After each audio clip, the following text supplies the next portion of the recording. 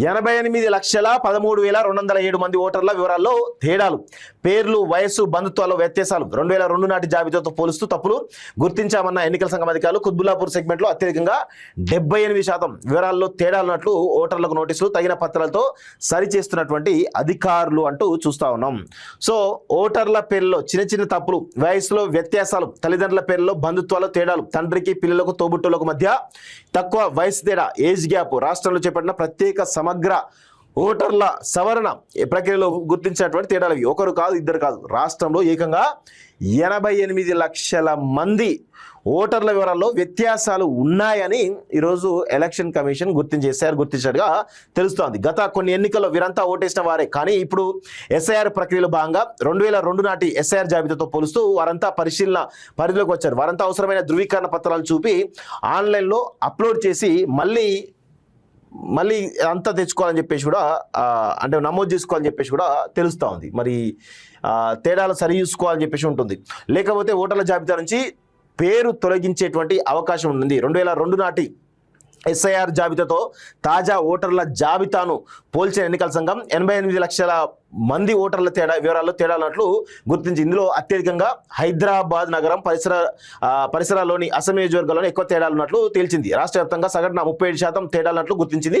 అత్యధికంగా కుత్బుల్లాపూర్ నియోజకవర్గం చూడండి 78%, ఎల్బీ నగర్లో 74%, ఉప్పల్లో 73%, శేర్లింగపల్లిలో 72%, కూకట్పల్లిలో 60%, మల్కాజ్గిరి 59%, రాజేంద్ర 57%, నిజామాబాద్ అర్బన్ 54%, పటాన్ చెరు 54%లో తేడాలన్నట్టుగా గుర్తించారు.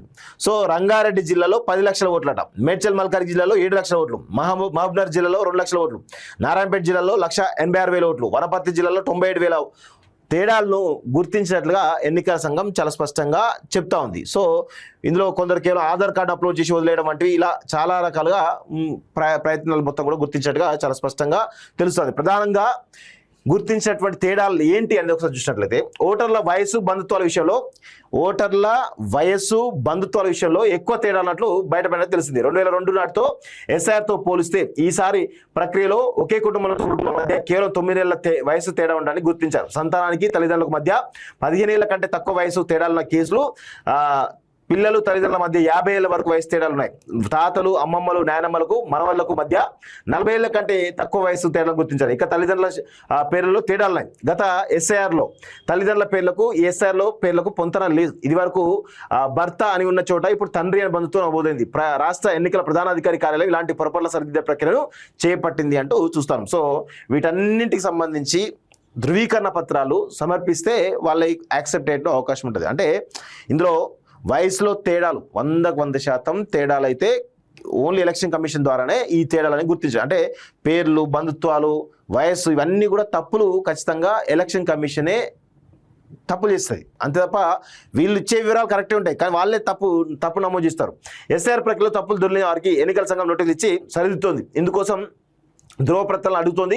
జనన ధ్రువపత్రం, 10th క్లాస్ మార్కులమేమో పాస్పోర్టు, కుల ధృవీకరణ పత్రం, శాశ్వత నివాస ధృవీకరణ పత్రం, గుర్తింపు కోసం ఆధార్ కార్డు, ఇతర వయసు, చిరునామా నిర్ధారణ పత్రాలను సమర్పించాల్సి ఉంటుంది. వీటన్నిటితోటి సరి చేసుకోమని చెప్పేసి కూడా చాలా స్పష్టంగా ఎన్నికల కమిషన్ అయితే చెప్తున్నటువంటి విషయం అయితే గమనించాల్సిన అవసరం అయితే ఉంది.